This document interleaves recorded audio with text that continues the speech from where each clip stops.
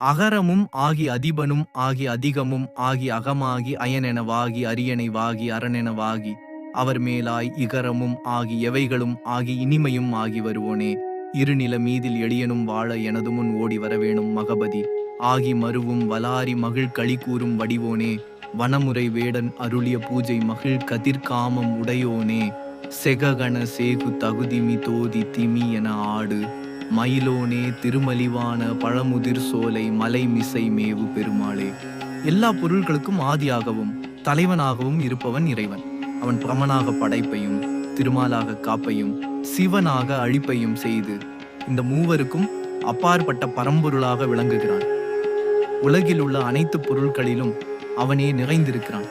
எளிமையுடன் வழிபடுவோரின் பக்தியை ஏற்றுக்கொண்டு இந்திரன் செய்த யாகங்களையும் வேடன் அந்திமான் செய்த எளிய பூஜையையும் சமமாக ஏற்றான். மயில் மேல் ஆடும் கதிர்காமம் மற்றும் பழமுதிர் சோலையில் வீற்றிருக்கும் அந்த முருகப்பெருமான் அடியார்களை அருளால் காக்கும் பரம்பொருள்.